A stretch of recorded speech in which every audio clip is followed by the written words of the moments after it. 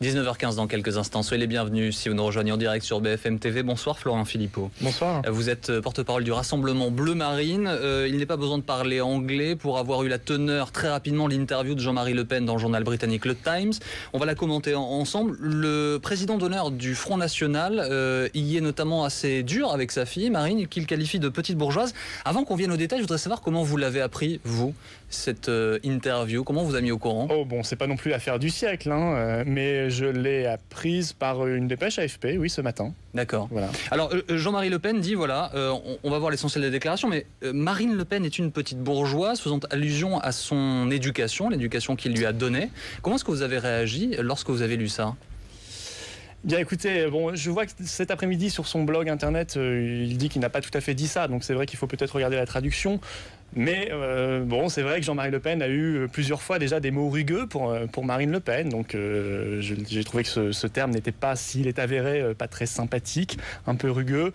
Mais encore une fois, c'est pas non plus l'affaire du siècle, d'autant que Jean-Marie Le Pen a eu l'occasion à plusieurs reprises, à de nombreuses reprises, de dire toute l'admiration qu'il avait pour sa fille, qui a des résultats électoraux et des résultats concrets extrêmement prometteurs et déjà très importants. Il l'a dit plusieurs fois. Est-ce que vous avez eu Marine Le Pen au téléphone aujourd'hui? Est-ce qu'elle a réagi à cette interview? Je l'ai eu au téléphone, parce que je l'ai quasiment tous les jours au téléphone, mais on a très peu parlé de cette interview parce que c'est pas non plus, vous savez, il se passe tellement de choses. On est en pleine crise. Le ministre finlandais des Finances vient d'annoncer qu'il serait prêt à abandonner l'euro parce qu'il n'a pas envie de payer pour la dette des autres. On a des problèmes multiples en France de protection dans la mondialisation.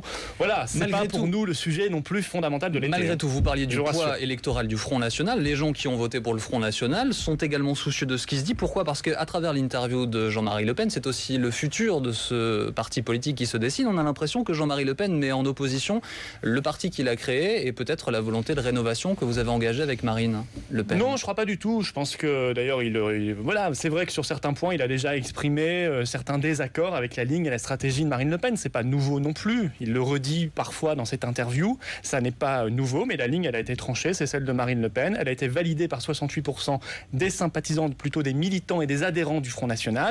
Et surtout, elle a été validée par les électeurs. Voilà. Est-ce que c'est un poids les résultats électoraux sont extrêmement prometteurs, encore une fois, et extrêmement positifs pour le mouvement et pour la France, parce qu'on incarne aujourd'hui une véritable force. Aujourd'hui, Florian Philippot est un poids compliqué à gérer, un héritage compliqué à gérer pour le Front National. Non, ça n'est pas un poids, c'est un homme d'expérience qui a fondé le mouvement, on en a besoin bien évidemment, il apporte aussi beaucoup, mais là, sur ce point-là, oui, on n'est pas toujours en accord, c'est évident, et je crois que ça n'est pas non plus nouveau. Mais vous savez, l'année qui s'annonce pour le Front National, elle sera décisive parce qu'il n'y a pas d'élection.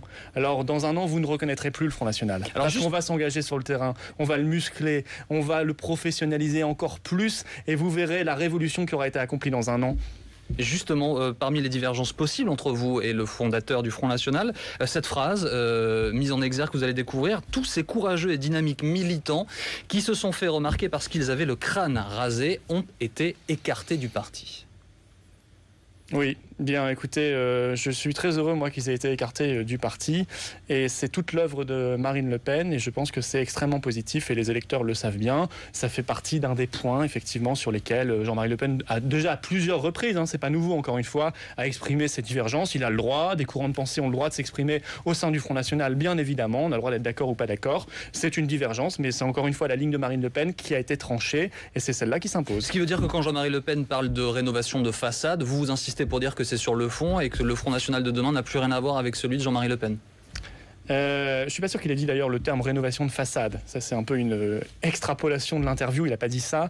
Le Front National a évolué, ses grands principes sont les mêmes, le patriotisme, la défense de la souveraineté nationale, de la souveraineté populaire, et c'est toute l'intuition d'ailleurs qu'avait eu Jean-Marie Le Pen pendant des années, le combat contre l'immigration et le combat pour le patriotisme économique et social, c'est évident et on lui doit beaucoup de ce point de vue-là, bien sûr, et c'est encore une fois évident et tout le monde le sait. Mais pour l'avenir, eh bien, la ligne de Marine Le Pen est validée, c'est celle-là qui s'impose et c'est celle-là qui sera accentuée. Et je vous dis, sur le terrain, il va y avoir de profondes mutations encore parce qu'on va ancrer le parti dans les territoires, parce qu'on va ancrer des personnalités et parce qu'il va être bouleversé dans son professionnalisme. Une dernière question à ce sujet. Est-ce que ce bouleversement dont vous parlez, il passe nécessairement par un changement de nom? On sait que Marine Le Pen l'a évoqué. Est-ce que ça fait partie des projets à venir dans cette année? Pas forcément. Le changement de nom, je dirais que c'est un peu esthétique, et c'est pas ça qui compte, justement. C'est la politique qui compte, c'est le fond. Et il y a le Rassemblement Bleu Marine, la main tendue. Le Rassemblement Bleu Marine sera pérennisé. Il est là, il existe. C'est la main tendue à tous les patriotes de droite et de gauche. Et le Front National, évidemment, est la force centrale de ce Rassemblement Bleu Marine.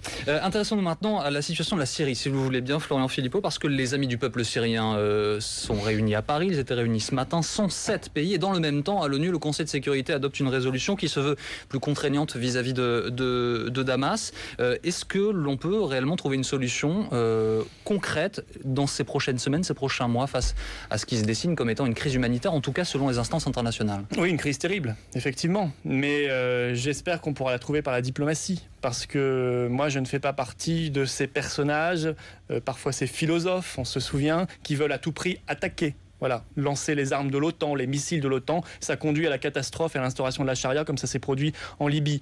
Alors évidemment, là il y a de multiples responsabilités du gouvernement syrien, c'est évident, mais aussi c'est une guerre civile, des opposants qui ne sont pas tout blancs, et j'aimerais pas qu'on recommence l'erreur de Libye, c'est-à-dire à financer, à armer, à équiper des groupes pour le moins suspects, pour le moins louches. Parce que parmi le Conseil national syrien, c'est-à-dire les opposants, il y a aussi des islamistes, les frères musulmans, et derrière le Qatar, on le sait bien. Est-ce que vous estimez que le départ de Bachar al-Assad est obligatoire ?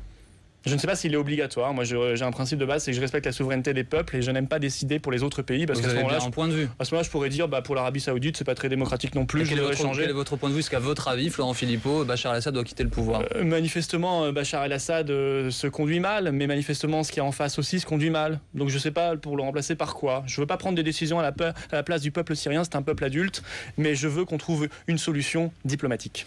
Revenons en France, si vous le voulez bien, parce que Najat Vallaud-Belkacem, qui est porte-parole du gouvernement, mais également ministre des Droits des Femmes, dans une interview au Journal du Dimanche à la fin du mois dernier, parle de vouloir abolir la prostitution en France et évoque la question de la pénalisation des clients. Christiane Taubira, ministre de la Justice, dit que les lois en place suffisent et qu'il faut envisager la question de façon plus globale. Quel est votre sentiment à ce sujet ? Écoutez, moi je pense qu'il faut laisser l'arsenal législatif tel qu'il est. Il existe déjà. L'abolition, je ne sais même pas ce que ça veut dire très exactement. Ça me semble tout à fait utopique.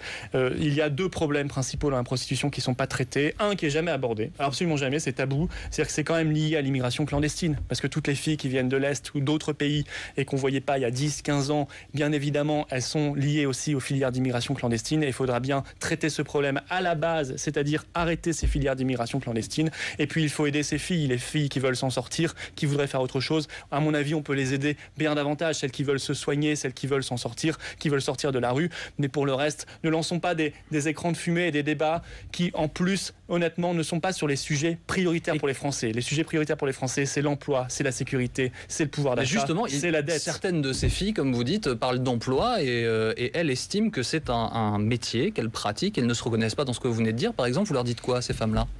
Écoutez, ces femmes-là, honnêtement, je pense qu'elles ne sont pas très nombreuses.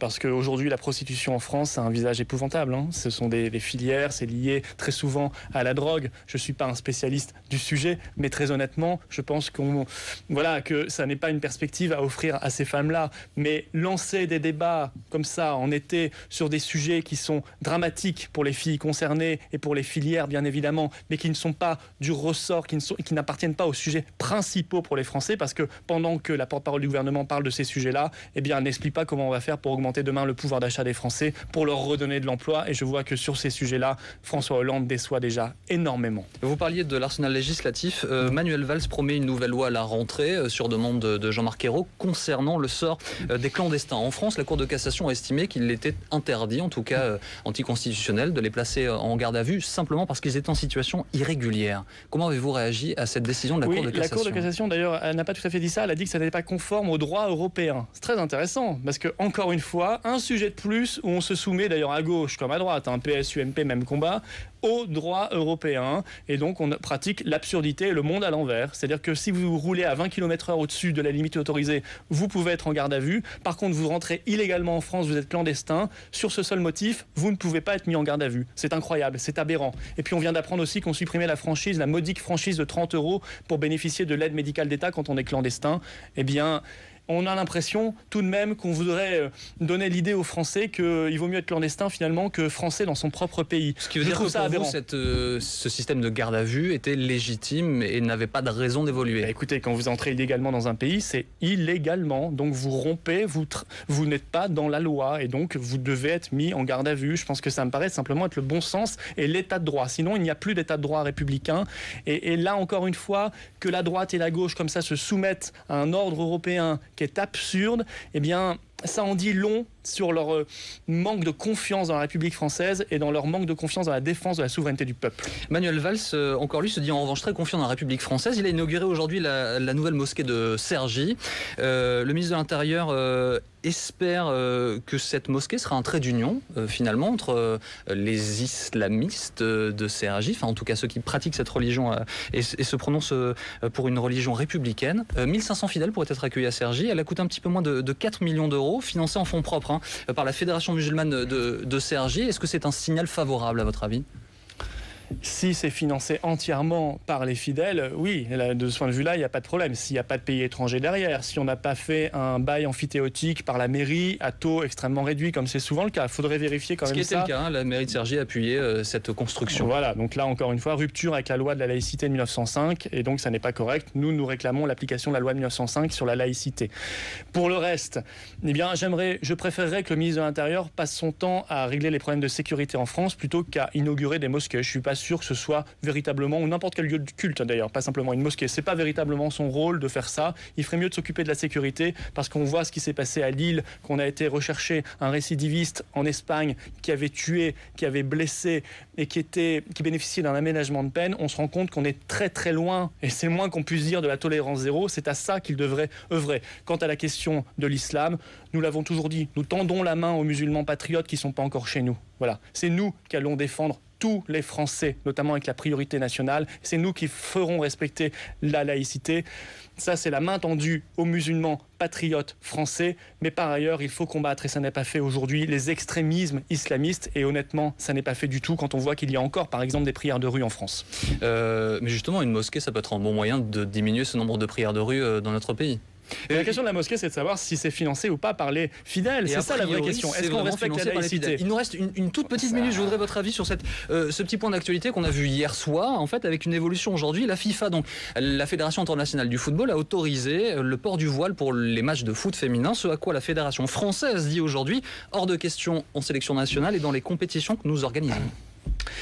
Oui, aberrant. Et encore une fois, très mauvais signal pour le droit des femmes, pour le droit du sport également. Une terrible régression. Là, la FIFA qui s'est soumise manifestement à des revendications de pays islamistes. J'espère qu'on n'appliquera pas cette règle en France. Jamais qu'on l'appliquera pour aucun match. Pas simplement les matchs organisés par la Fédération française. Parce que ça démontrerait aussi qu'on n'est plus maître chez nous en termes de souveraineté nationale, puisque la FIFA pourrait décider des règles chez nous. Écoutez, ça témoigne encore une fois de l'avancée d'un certain communautarisme et qu'il faut combattre avec les armes de la République et notamment cette loi fondamentale sur la laïcité qui s'applique également au sport, bien évidemment, et le respect des femmes, c'est très important. Merci beaucoup Florent Philippot d'être venu sur BFM TV ce soir.